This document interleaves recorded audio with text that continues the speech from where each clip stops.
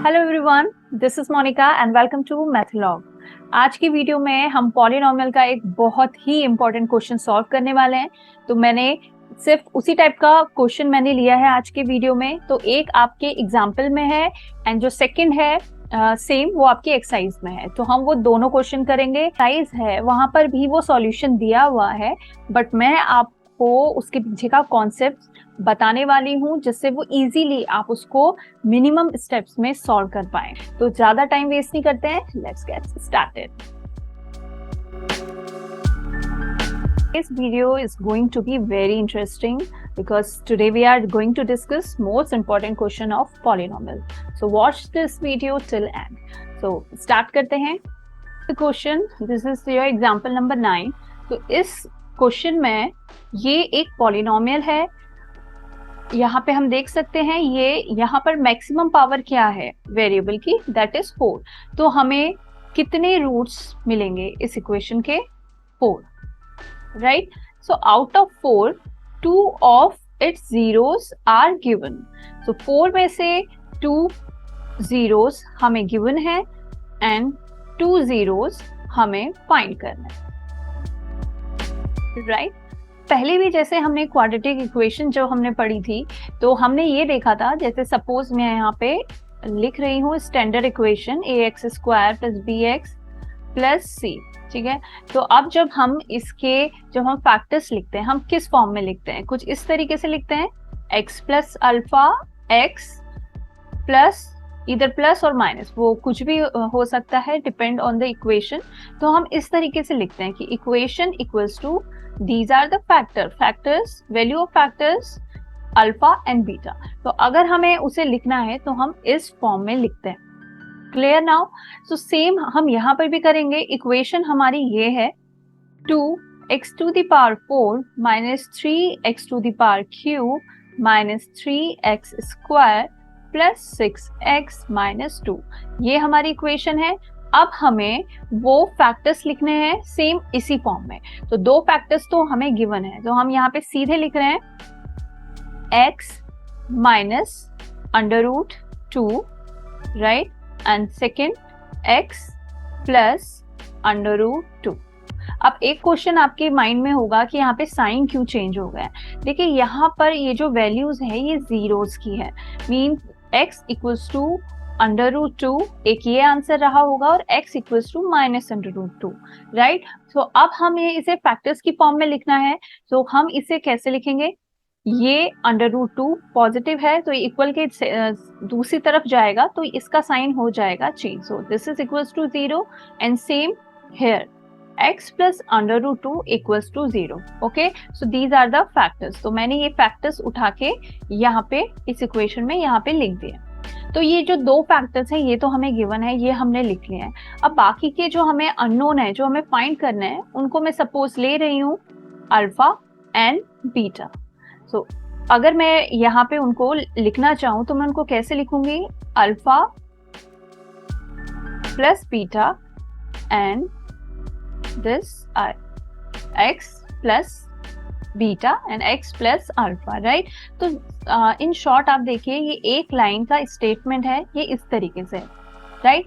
अब देखिए ये दोनों वैल्यूज को फाइंड करने के लिए हमें आगे क्या प्रोसीजर करना है, बिकॉज आपकी बुक में भी दिया है कि डिवीजन करते हैं, बट मैं आपको यहाँ पे बताऊंगी कि डिवीजन करने के पीछे रीजन क्या है, राइट। तो हमें ये दोनों वैल्यूज फाइंड करनी है। तो इसे एज इट इज रखते हैं और बाकी जो गिवन वैल्यू है उसे इक्वल के अदर साइड हम भेजते हैं। तो अगर मैं जैसे यहाँ पे मैंने अल्फा एंड बीटा फाइंड करने हैं तो ये मेरे लेफ्ट हैंड साइड रहेंगे एंड बाकी को मैं राइट हैंड साइड भेजूंगी।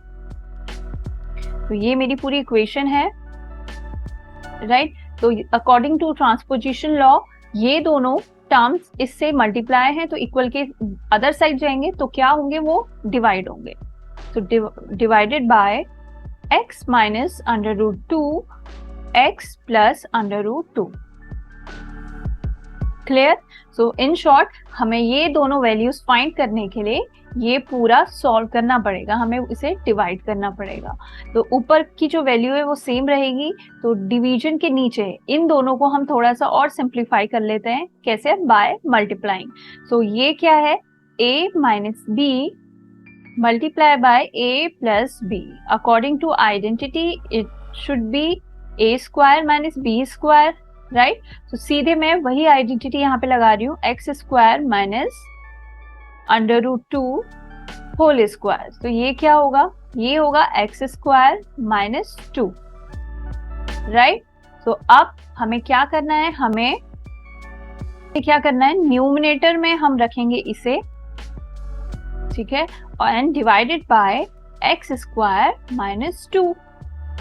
Okay, simple. बस अब हमने जो पहले सीखा है कि हमें डिवाइड कैसे करना है किसी भी पॉलिनोमियल को, अब हम वहां यहाँ पे वो स्टेप्स स्टार्ट करेंगे। तो इसे कंटिन्यू करते हैं। सो हमें ये जो फाइंड करने हैं अल्फा एंड बीटा, हम इस तरीके से इनको डिवाइड करेंगे। तो इसके पीछे की क्या थ्योरी है वो मैं आपको समझा चुकी हूँ, वो एक्सप्लेन कर चुकी हूँ। तो उसका जो बेसिक है, जो रीजन है, वो मैंने आपको बता दिया है। तो बार बार आपको ये चीज समझने की जरूरत नहीं है, एक बार समझिए, फिर ऐसे जो भी आपको क्वेश्चंस मिलेंगे आप सीधे उनको डिवाइड करिएगा, राइट? बट आपको पता होना चाहिए कि डिवीजन के पीछे रीजन क्या है। सो वो मैंने आपको एक्सप्लेन कर दिया। अब हम यहाँ पे डिवीजन करते हैं। सो सबसे पहले अगर देखिए यहाँ पे क्या है, first term is x square और यहाँ पे 2x टू द पावर 4। तो हम डिवाइड कैसे करेंगे? हमें ऐसे सोचना है कि एक्स स्क्वायर में हम क्या मल्टीप्लाई करें जिससे हमें 2x टू द पावर 4 मिले। या तो आप ऐसे कर लीजिए, अदरवाइज आप कुछ मत सोचिए, 2x टू द पावर 4 लिखिए and divided by x square. तो 2x cancel bye 2x, so it would be 2x2. So this is the first term of quotient. Quotient का फर्स्ट टर्म हमें मिल गया है। अब इसको हम जो इसका फर्स्ट टर्म है इसे हम मल्टीप्लाई करेंगे इससे, तो क्या आएगा? देखिए सेम टर्म आ रहा है, राइट? और उसके बाद हम मल्टीप्लाई करेंगे -2 से, सो -2 multiply by 2x square, so it would be -4x square. तो ये बहुत जरूरी है, लाइक टर्म्स ही एक साथ आने चाहिए, बिकॉज यहाँ पे देखिए मैंने भी लिखा है x की पावर 2 था, तो मैंने इसे x की पावर 2 वाले टर्म के नीचे ही लिखा है। अगर आप इसको आगे लिखेंगे तो ये गलत होगा। अब आगे हम इसके साइन चेंज करेंगे, तो बोथ कैंसिल आउट, और अब हम यहाँ पर सीक्वेंस से यहाँ पे नोट डाउन करेंगे। सो this is -3x square plus 4x square, so it is x square only plus 6x minus 2. So now we can find second term of quotient. So again write this -3x to the power 3 and divided by x square. So 2x cancel out by 2x. So it is -3x. So this is the second term of quotient. -3x. So now multiply x square by -3x. So -3x to the power cube, same term, and -2 multiply by -3x. So it is plus 6x. So this is, I'm going to write here below 6x because both are like term.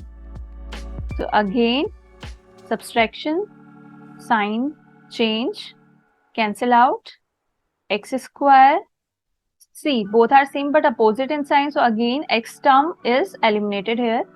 So x square minus 2. So now let's find third term of quotient. So write x square divided by x square. So it is 1 only.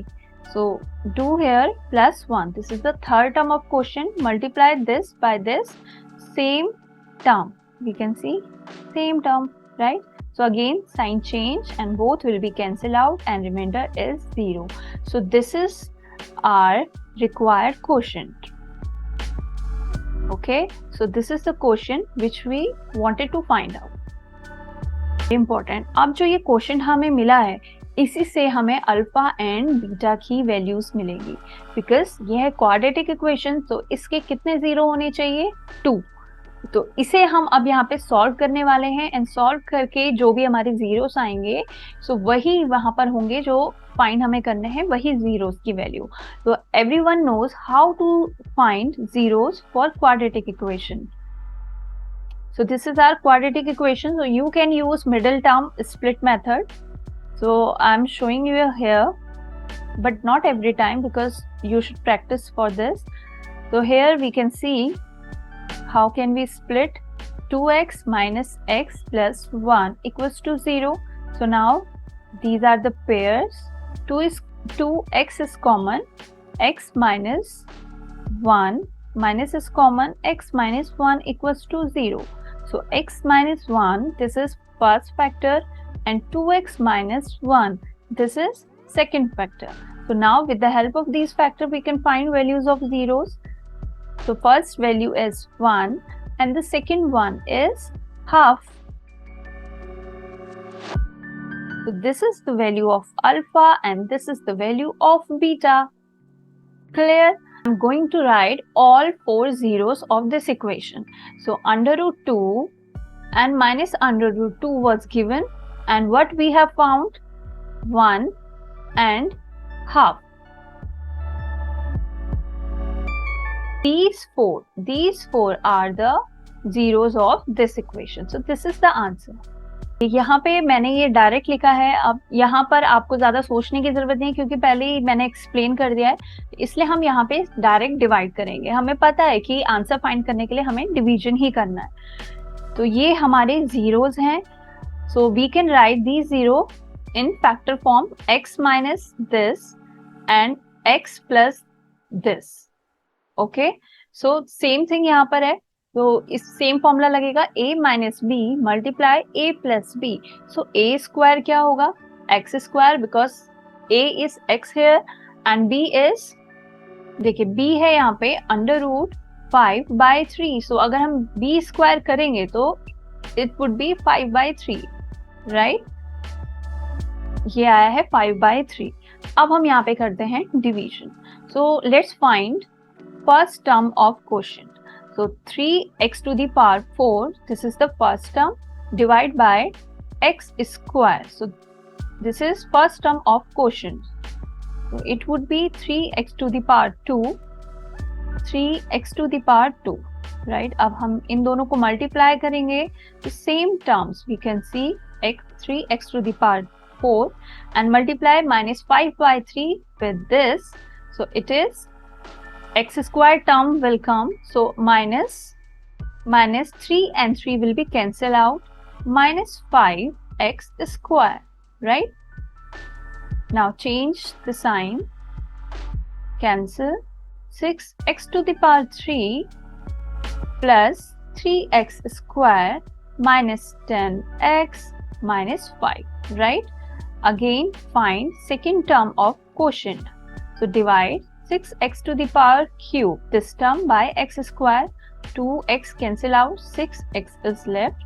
So plus 6x would be second term of the quotient. So 6x to the power 3 and then multiply this by this.